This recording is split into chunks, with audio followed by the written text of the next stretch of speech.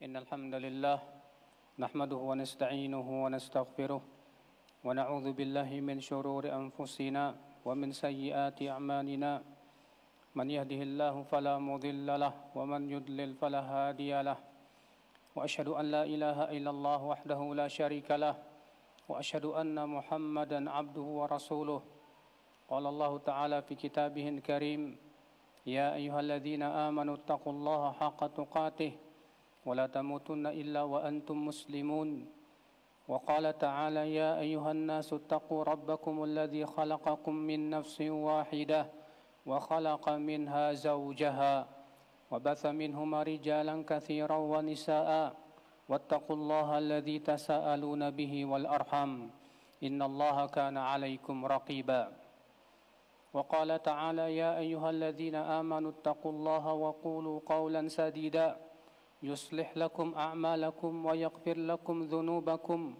ومن يطع الله ورسوله فقد فاز فوزا عظيما أما بعد فإن أصدق الحديث كتاب الله وخير الهدي هدي محمد صلى الله عليه وسلم وشر الأمور محدثاتها وكل محدثة بدعة وكل بدعة ضلالة وكل ضلالة في النار.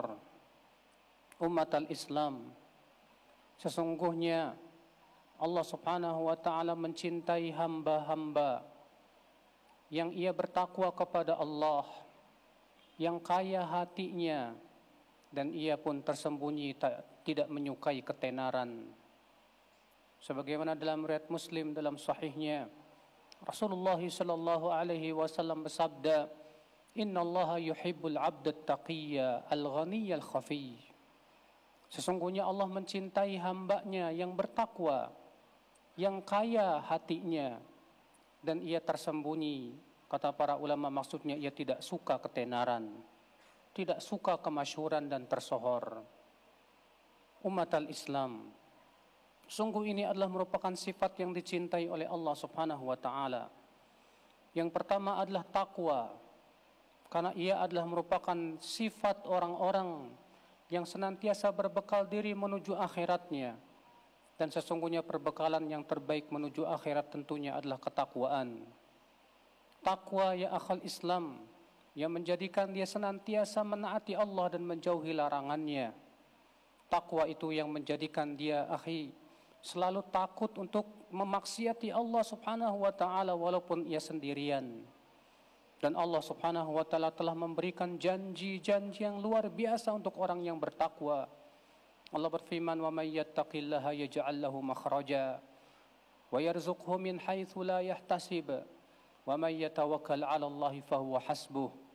Barang siapa yang bertakwa kepada Allah, Allah akan berikan solusi untuk hidupnya, untuk kesulitannya. Wa yarzuqhu min haitsu la yahtasib, dan Allah akan berikan rezeki dari arah yang tidak disangka-sangka. Allah juga berfirman, "Wa may yattaqillaha yaj'al lahu min amrihi yusra." Siapa yang bertakwa kepada Allah, Allah akan berikan kemudahan dalam urusannya. Bahkan suatu negeri yang bertakwa kepada Allah, Allah turunkan keberkahan untuk mereka dari langit dan bumi. Allah berfirman, "Walau anna ahlal qura amanu wattaqau lafatahna 'alaihim barakatim minas sama'i wal ard." Kalaulah penduduk negeri itu beriman dan bertakwa, maka kami akan bukakan pintu-pintu keberkahan langit dan bumi.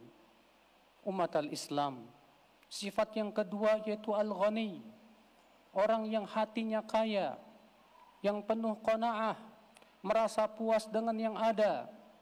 Ia senantiasa mengharapkan kehidupan akhirat di hatinya, karena ia memandang dunia adalah sesuatu yang sementara. Dunia halalnya akan dihisab dan haramnya akan diadab. Maka dari itu ya akhal Islam, karena ia mengetahui tentang hakikat dunia, bahwasannya apa yang ia miliki dari harta pasti akan dihisab oleh Allah Jalla wa'ala. Maka pada waktu itu ia lebih mengharapkan kehidupan akhirat. Ia merasa puas dengan yang Allah berikan dari kenikmatan dunia yang sedikit. Bagi dia yang sedikit tapi disyukuri lebih baik daripada banyak, namun ia tidak bisa mensyukurinya ya umat al-Islam. Betapa orang-orang yang kaya hatinya tersebut ya akhi, setara dengan orang-orang yang memiliki kerajaan dan kepemimpinan. Imam Syafi'i berkata, "Idza ma kunta dza qalbin qanu'in fa anta wa malikud dunya sawa." Apabila kamu memiliki hati yang kaya, maka sesungguhnya kamu dan raja-raja dunia itu setara. Bagaimana tidak? Ia senantiasa ridho dengan ketentuan yang Allah berikan kepadanya. Ia senantiasa ridho dengan rezeki walaupun sedikit Allah berikan kepada dirinya. Karena sesungguhnya rezeki yang sedikit tersebut apabila halal dan diridhai oleh Allah, pasti Allah berkahi ya akhal Islam. Maka seorang mukmin ketika diberikan rezeki yang sedikit, ia bersyukur kepada Allah. Dan ketika ia diberikan rezeki yang banyak, ia pun bersyukur dan merasa takut akan hisabnya nanti pada hari kiamat. Umat al-Islam, maka dari itulah ya akhal Islam, Rasulullah SAW menganggap bahwasanya kekayaan itu adalah kekayaan hati.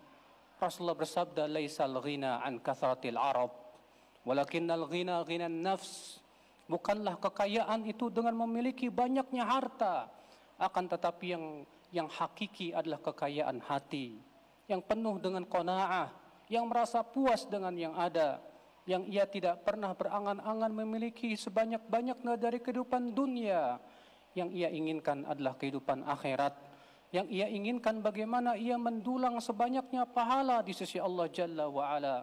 Itulah sifat seorang mukmin yang dicintai oleh Allah. Aqulu qawli hadha wa astaghfirullah li wa lakum.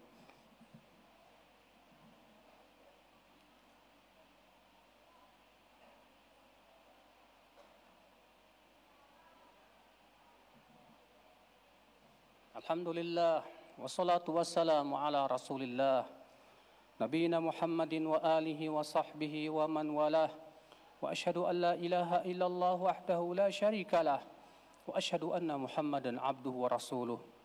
Kemudian sifat yang ketiga ya umat al-Islam, yaitu al-khafi, yang tersembunyi. Ia tidak menyukai ketenaran, ia tidak ingin dikenal orang, ia tidak ingin tersohor oleh manusia. Ia tidak ingin terkenal di bumi, ia hanya ingin terkenal di langit sana.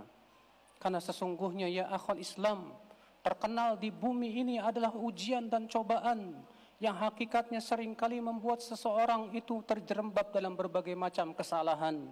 Bagaimana tidak ya akhwal Islam, orang yang terkenal ia akan merasakan manisnya dihormati orang. Ketika dia merasa terkenal, dia merasa bangga dengan kebesaran namanya. Ketika ia terkenal ya akhal Islam, bahkan tak jarang orang yang terkenal itu terkena penyakit ujub dan kesombongan. Lihatlah Uwais Al-Qarani, yang Rasulullah SAW sebutkan khairut tabi'in, Uwais Al-Qarani. Sebaik-baik tabi'in adalah Uwais Al-Qarani. Siapakah Uwais Al-Qarani? Apakah ia seorang pejabat? Bukan. Apakah ia seorang ulama yang ternama? Bukan. Apakah ia seorang kaya raya yang memiliki uang yang sangat banyak? Tidak pula. Ternyata ia hanya seorang pelayan. Ia seorang yang tidak terkenal di kaumnya. Ketika Umar bin Khattab di masanya menunggu kafilah-kafilah yang datang yang berasal dari Yaman, ternyata ia hanyalah pelayan yang dihinakan oleh kaumnya. Ternyata Rasulullah SAW mengatakan dia sebaik-baiknya tabi'in. Subhanallah, karena ya akhwal Islam, terkenal di dunia tidak bermanfaat di akhirat kelak. Maka orang yang faham tentang hakikat ketenaran adalah merupakan ujian, dia berusaha lari. Oleh karena itu Imam Ahmad bin Hanbal ketika diuji dengan ketenaran, beliau berkata, aku khawatir ini istidraj dari Allah Subhanahu wa taala. Aku khawatir ini diulur oleh Allah Subhanahu wa taala. Subhanallah. Kalau salafus saleh lari dari ketenaran, adapun kita di zaman ini berlomba-lomba mencari ketenaran. Padahal ya akhwal Islam, itu semua adalah ujian yang kelak pada hari kiamat kita akan melihat hasilnya. Apakah untuk apa kita tenar tersebut? Maka kewajiban kita ya akhwal Islam, sebagian disebutkan Ibnu Rajab Al-Hambali, beliau mengatakan bahwa di antara tanda ilmu bermanfaat menjadikan pelakunya lari dari ketenaran. Ia tidak ingin terkenal di bumi, tapi ia ingin terkenal di langit sana. Allahumma salli ala Muhammad. وعلى آل محمد كما صليت على إبراهيم وعلى آل إبراهيم إنك حميد مجيد وبارك على محمد وعلى آل محمد كما باركت على إبراهيم وعلى آل إبراهيم إنك حميد مجيد اللهم اغفر للمسلمين والمسلمات والمؤمنين والمؤمنات الأحياء منهم والأموات إنك سميع قريب مجيب دعوة يا قاضي الحاجات اللهم أصلح ولاة أمورنا يا رب العالمين اللهم ارفع عنا هذا الوباء يا رب العالمين اللهم اغفر لنا ذنوبنا يا رب العالمين اللهم اهدي شبابنا يا رب العالمين ووفقهم لما تحب وترضى يا رب العالمين اللهم إنا نسألك الجنة ونعوذ بك من النار اللهم أجرنا من النار اللهم تب علينا إنك أنت التواب الرحيم عباد الله إن الله يأمر بالعدل والإحسان وإيتاء ذي القربى وينهى عن الفحشاء والمنكر والبغي يعظكم لعلكم تذكرون فاذكروا الله العظيم يذكركم واشكروه على نعمه يزدكم ولذكر الله أكبر